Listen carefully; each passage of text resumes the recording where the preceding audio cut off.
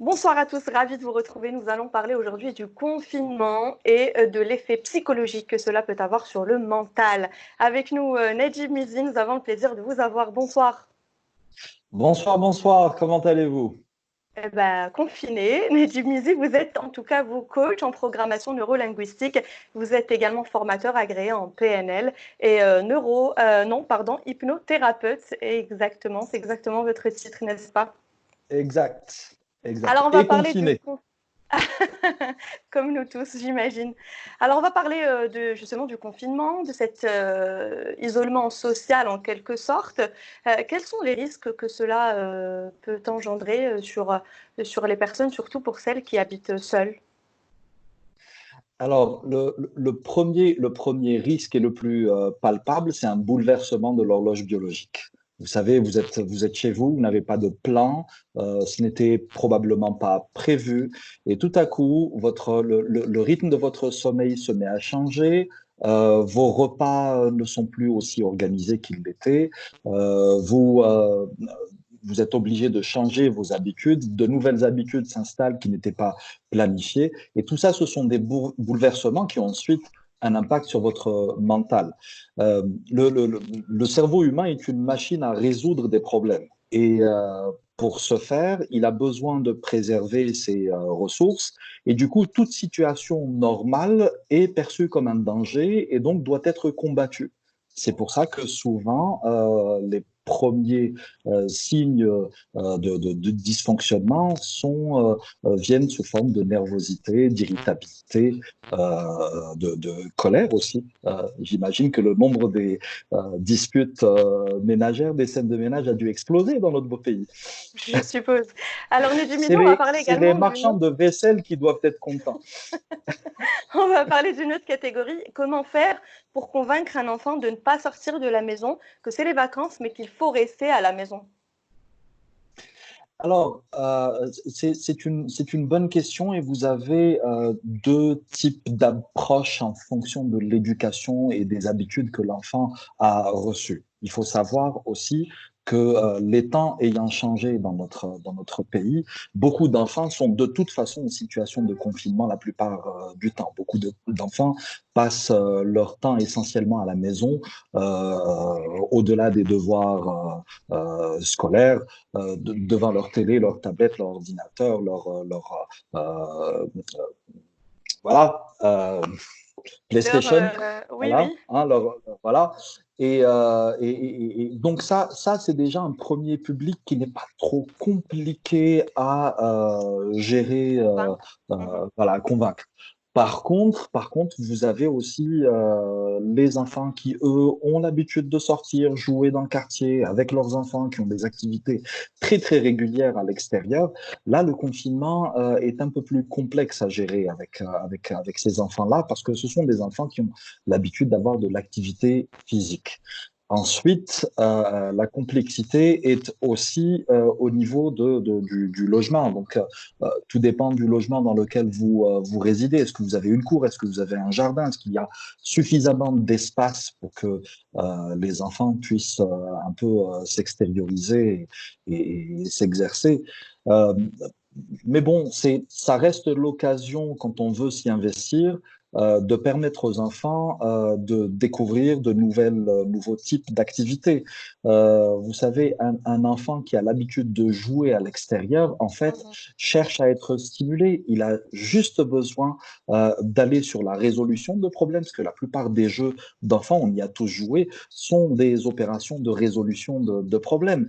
À quoi ça ressemble lorsqu'on décide de mettre la résolution de problèmes dans le jeu de société, par exemple, ou dans l'échange, dans les discussions, devinettes, dans le fait d'associer les enfants aux activités au quotidien. Mes enfants font le ménage avec nous ces jours-ci, par exemple, et c'est l'occasion pour eux de résoudre des problèmes. Ce sont des choses avec lesquelles ils ne sont pas forcément, je veux dire, acclimatés, et ils apportent une vision nouvelle. Et Toute Monsieur Mizi, activité, oui, dites-moi. selon vous, quels sont les agissements à adopter pour mieux gérer ce stress, cette anxiété ou cette peur de se retrouver seul, isolé? Comment penser positif en cette situation? Alors, la première des choses, on parlait de dérèglement de l'horloge biologique, c'est de se fixer un plan, de se dire, d'accord, je suis confiné, ce sont juste mes habitudes qui doivent être reparamétrées. Décider de l'heure à laquelle on se réveille, décider des activités qu'on a à accomplir pour la journée, de combien de temps ça va durer, si on doit entrer en contact, parce qu'on doit entrer en contact avec d'autres personnes au téléphone ou sur des réseaux sociaux, quelles sont les personnes vers lesquelles on va aller, pour quoi faire, pour obtenir quoi, pour transmettre quoi. En fait, encore une fois, notre cerveau n'aime pas sortir de sa zone de confort. Lorsque vous avez planifié à l'avance, vous lui avez donné une partition à suivre, il est dans une zone de confort. Ça, c'est la première des choses à faire. Après, il y a la manière dont on décide de communiquer avec soi et avec les autres. Vous savez, si les médias sont capables, à travers la manière dont ils communiquent, de formater notre mode de réflexion, de perception et d'analyse, et s'ils sont capables d'influer sur nos émotions, ça veut dire on est capable de le faire pour soi. Il y a différentes façons de recadrer. Tenez, en programmation neurolinguistique, parce que la linguistique est importante dans cette discipline-là, on a tendance à utiliser, par exemple, certaines notions de grammaire. Je vais vous rappeler une notion à laquelle peut-être vous n'avez pas pensé depuis longtemps, c'est les conjonctions de coordination. Vous vous rappelez, mais où est donc Ornicard? Hein, Ouais, voilà. Alors, bien. Alors, on oui, va en parler du effet. mot mais. On va parler du mot mais. Le mot mais qui est un mot magique. En fait, notre cerveau est conçu pour anticiper la manière dont on communique. Ça veut dire que pour peu que vous alliez dans un sens, votre cerveau va émotionnellement déclencher la réaction qui est censée, logiquement, accompagner ce sur quoi vous êtes en train de communiquer. Dès que vous dites le mot mais, votre cerveau le perçoit comme un changement dans votre stratégie émotionnelle. Ça veut dire que si vous prenez par exemple une bonne nouvelle et que vous l'annoncez, et que vous terminez avec le mot mais, forcément, vous n'êtes pas dans le même état émotionnel que si vous Mhm, l'aviez dit sans ce mot-là. c'est vrai. Vous voyez où je veux en venir. Alors, imaginez que chacun d'entre nous se mette à recenser toutes les choses positives qu'il est ou qu'elle est en train d'accomplir, d'obtenir, de constater chaque jour.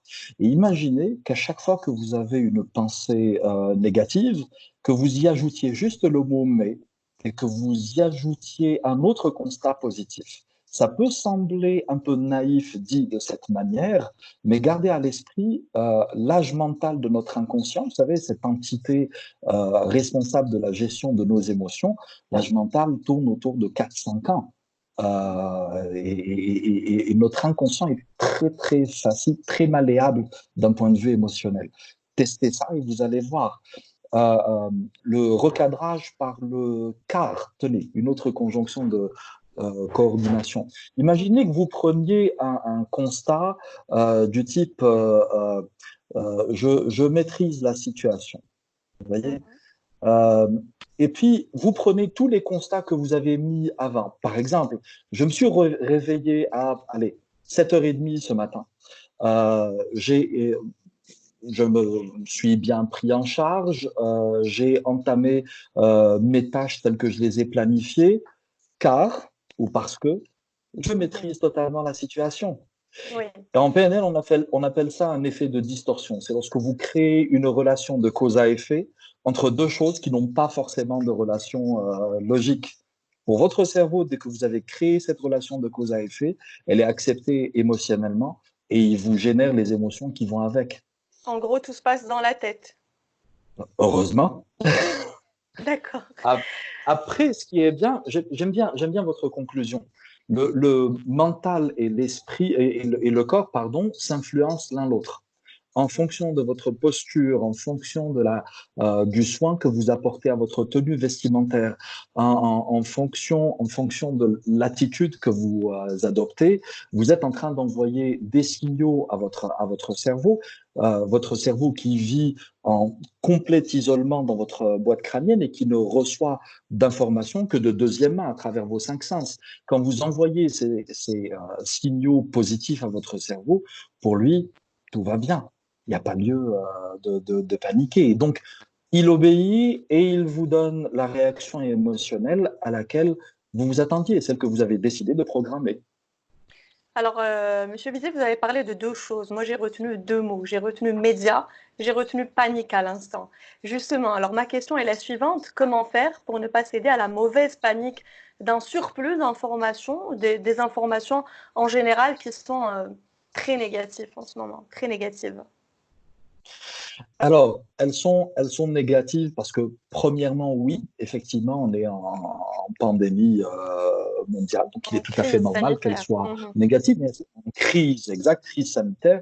Il y a aussi une chose qu'il faut garder à l'esprit. Euh, les médias ne peuvent pas ne pas parler de choses négatives parce que c'est ce qui vend. Quand je dis vendre, je ne parle pas uniquement de retombées financières. Je veux Mhm. dire, personne n'a envie de lire d'articles sur les trains qui arrivent à l'heure. Enfin, j'exagère peut-être, mais euh, euh, on a cette propension à n'accorder notre attention qu'à ce qui ne marche pas. Et du coup, énormément d'informations, même dans le fond positives, sont présentées comme des messages d'alerte. Mhm. Ensuite, il est bon de déterminer une source d'information fiable. On a tous un média Mhm. de confiance vers lequel on va systématiquement. Il est bon juste de décider que parce qu'on a accordé notre confiance en temps de normalité à ce média en particulier, ben on va continuer à en faire notre source principale d'information. Ça nous permet d'être déjà rassurés quant à la fiabilité de la source d'information et puis d'avoir aussi un média de référence avec lequel recouper les informations. Les chaînes d'information et les médias d'information en ligne tombent toutes les deux de toute façon dans le même piège, qui est cette quête d'immédiateté, la quête du scoop, de l'exclusivité, Mhm. des fois au détriment de la vérification de la tangibilité des informations. Et puis une fois que l'information est sortie, le fact-checking, vous savez, revenir en arrière pour dire oui, mais non, mais c'était pas tellement ça. Et puis il y avait telle et telle information Mais, qui était mais imprécise. Ça y est. concrètement, qu'est-ce qu'il faut faire? Est-ce qu'il faut regarder les informations ou est-ce qu'il faut mettre des dessins animés, par exemple? Alors, je ne suis pas partisan des extrêmes. Mhm. L'extrême qui dit il faut en permanence se tenir au courant, tenir l'inventaire du nombre Mhm. de personnes infectées, du nombre de décès. Et je ne suis pas non plus partisan du déni et de tout va très bien. Et vous voyez, les bisounours, c'est pas, voilà, c'est pas forcément un bon refuge. Il, Oui. il est bon d'aller sur une Un juste décision, milieu. une Mhm. attitude exactement médiane, en se disant, je me tiens informé en gardant à l'esprit la finalité. Pourquoi est-ce que je veux ces informations-là? Parce que quand vous allez vers les médias, euh, certains iront pour se rassurer quant aux Mhm. membres de leur famille qui sont dans telle ou telle ville. Mes pensées vont à nos concitoyens qui sont à Blida, par exemple, auxquels je souhaite bon courage. Alors, la finalité, ça peut être ça. La finalité, ça peut être de se dire, est-ce qu'un sérum, un médicament, un vaccin a été trouvé ou pas encore? La finalité, ça peut être de se dire, qu'est-ce que je dois faire pour me protéger, protéger ceux qui comptent pour moi. En fonction de la finalité qui vous amène à aller vers les médias, consultez justement ces sources d'informations. Et une fois que vous avez atteint votre objectif sur le moment, passez à autre chose. Ça ne sert Mhm. absolument à rien d'aller ensuite chercher s'il y a un cas supplémentaire, s'il y a un symptôme de plus ou de moins. C'est bon, vous vous êtes informé, vous avez décidé de la plage horaire à laquelle vous allez vous informer. Vous savez, la télévision, qui est le média lourd classique, c'est pas pour rien qu'il y a un flash d'infos, enfin un journal télévisé à 13 heures et puis un Mhm. autre à 20 heures. la grande messe qui réunit tout le monde. Une fois que vous avez récupéré les infos dont vous aviez besoin, vous passez à autre chose. Et ce autre chose, c'est le cadre de perception et de réflexion dans lequel vous avez besoin de vous plonger. Encore une fois, si les médias choisissent pour vous ce que vous devez percevoir et ressentir, c'est que Mhm. forcément, vous êtes capable vous-même d'en faire de même, voire mieux. Et Monsieur Misa, on va parler d'une catégorie que je salue aujourd'hui. Et d'ailleurs, je vais profiter de cette vidéoconférence pour leur rendre hommage. On va parler des médecins, infirmiers, aides-soignants, tout le corps médical qui se donne à fond, en fait, finalement, pour faire face à cette crise sanitaire, à cette pandémie. On va parler justement d'eux, car c'est eux qui encaissent finalement le plus gros du stress, cette anxiété, cette peur en permanence. D'ailleurs, ils ne sont pas forcément très bien protégés. Comment faire pour cultiver la psychologie, Monsieur Mizi? Alors, je suis entièrement d'accord avec vous. Le personnel soignant subit, disons, cette injustice qui est faite à tous les héros en temps de crise. On démarre du principe qu'ils sont forts, qu'ils sont invulnérables et qu'ils peuvent accuser le coup. Par contre, gardons à l'esprit, tous ne sont pas formés et prêts à justement gérer l'ampleur de ce qu'ils ont à gérer. Euh, il faut garder à l'esprit que on n'est plus sur une phase où le personnel soignant peut aller vers des réflexes habituels. On est sur de la médecine de brousse, de la médecine de guerre, où il faut faire avec. C'est périlleux, c'est difficile de pouvoir apporter son aide au public tout en se préservant.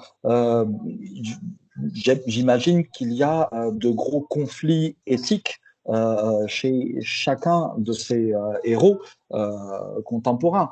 Euh, En Italie, on en vient à choisir les personnes auxquelles on doit apporter de l'aide.